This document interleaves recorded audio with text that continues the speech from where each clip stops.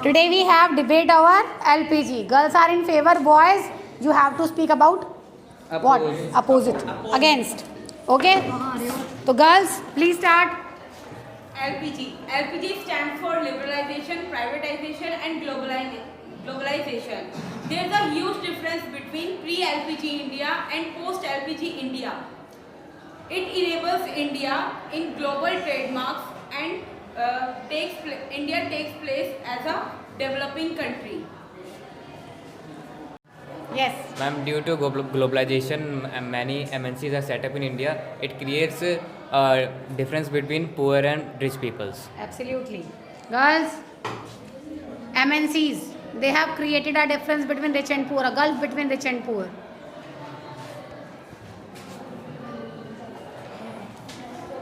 But the LPG reforms introduced IT industry in India, which brought new technology to India. Very good. Yes. Hindi में Yes.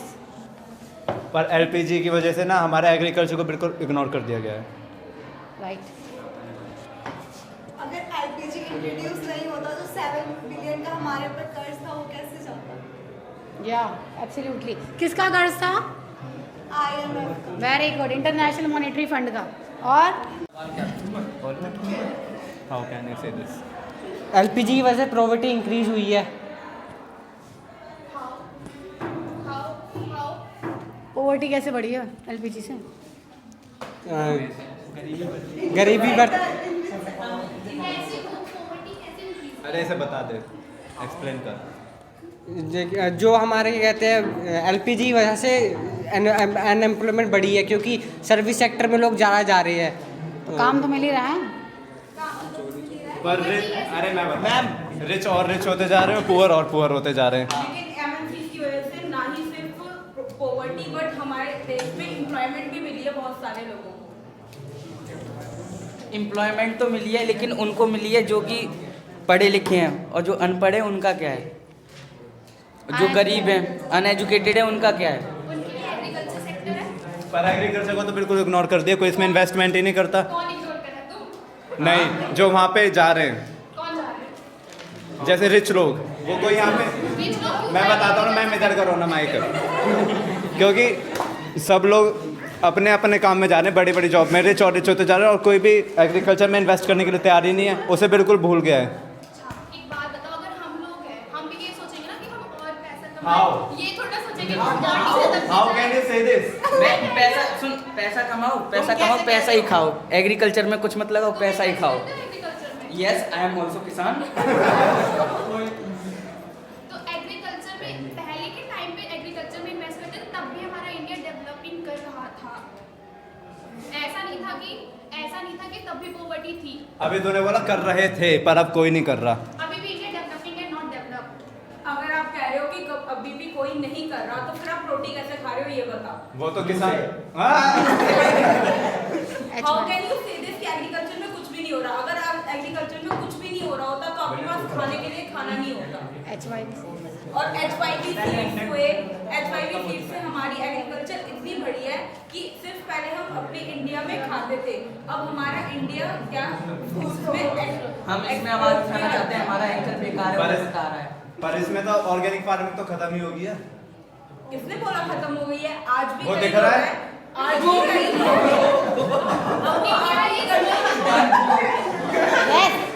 You know India is known for spices cuisine.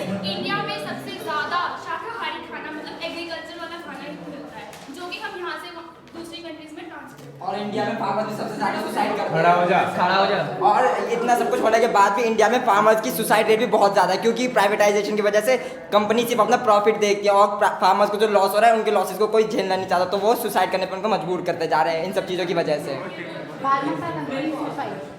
Government ने farmers के लिए बहुत सी policies भी निकाली थी. अभी कुछ टाइम पहले की बात है जब हमारी गवर्नमेंट ने फार्मर्स के लिए पॉलिसीज निकाली, उन्हें समझ में नहीं आई तो वो तो आगे रोड पे उन्होंने अपना क्या कहते हैं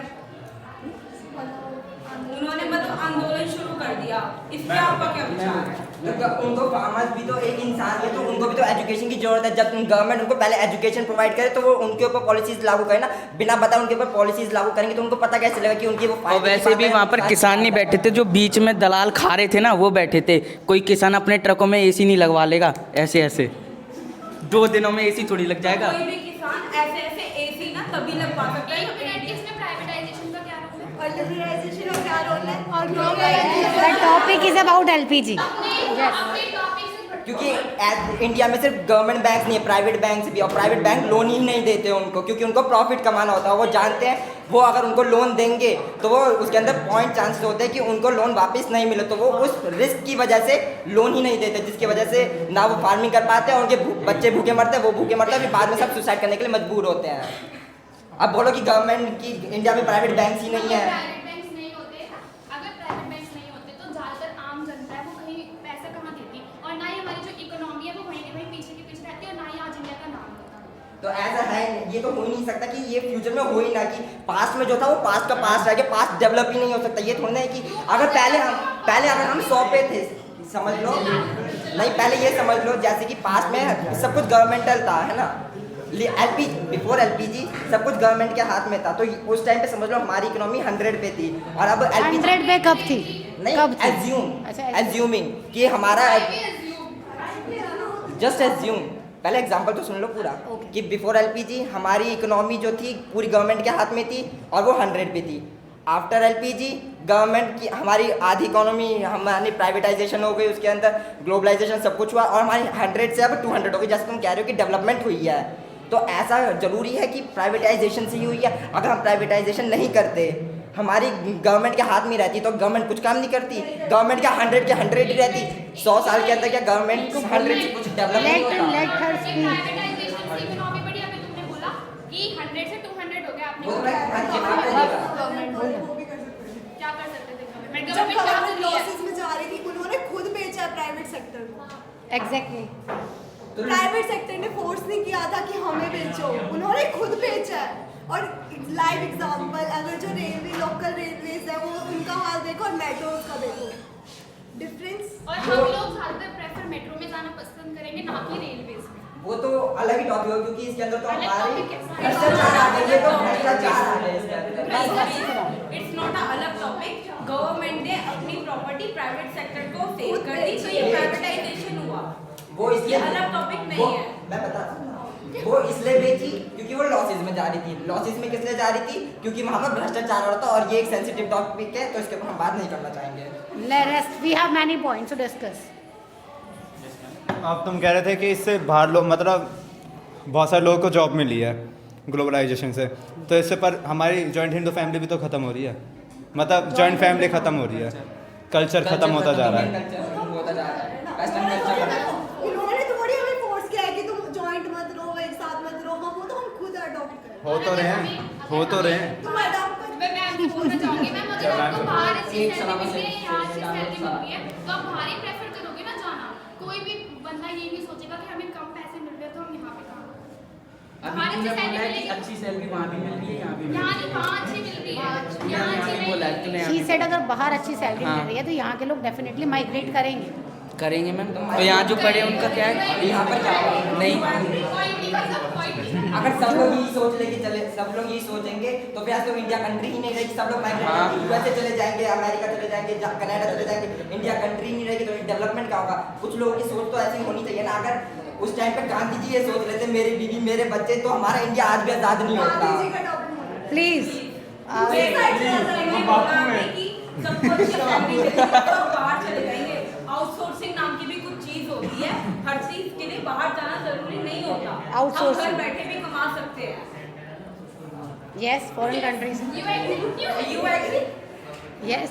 बट आप कमा सकते हैं, तो और भी तो तरीके हो सकते हैं, जरूरी थोड़ी Let बाहर other की boys कंपनी में speak. करना। Let other boys speak, please. Yes. Mayank, what do you say? Ma'am industrial sector पे ज़्यादा फोकस था, और एग्रीकल्चर पे क्यों? क्योंकि गवर्नमेंट ने अपना एक्सपेंडिचर कम कर दिया था सब्सिडी पे, तो इससे एलपीजी पे क्या इफेक्ट पड़ता है कि वो क्यों आया? क्या चीज़ क्यों आया? कि मैम जैसे ना इंडस्ट्री ने बोला ना कि वो एलपीजी से वो प्रॉफिट बढ़ा है, एमएनसी सेटअप हुई है, हाँ। तो इससे हमारे एग्रीकल्चर पे भी इफेक्ट पड़ा है। नेगेटिव इफेक्ट है। यस मैम, तो वो क्यों हुआ? तो फिर उसमें गवर्नमेंट ने एग्रीकल्चर को क्यों इग्नोर किया? मतलब ऐसा गवर्नमेंट को नहीं करना चाहिए था ना। क्योंकि उस टाइम उनको लोन, मतलब उनका लोन था इतना बड़ा, और वो लोन इसी वजह से जा सकता था जब हमारा फॉरेन एक्सचेंज होता। रिजर्व्स आते। इंडिया है वो खुद ग्लोबलाइज नहीं हो रहा था, आईएमएफ ने उसे कहा कि ग्लोबलाइज करो, वो पहले तो बहुत डर रहा वरना था, वो और अंडर डेवलप। वो नहीं तो अगर वो आईएमएफ की नहीं सुनता तो आज हम जहाँ हैं वहाँ भी नहीं हैं। बस debate next next yes Arun what do you से something Kuldeep yes ma'am. Yes क्या एग्रीकल्चर फिनिश फिनिश क्या ma'am?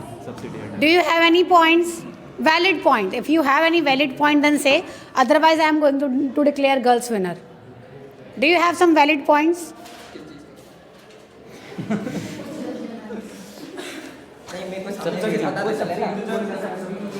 Do you want to say something? No? Okay, then girls are winner.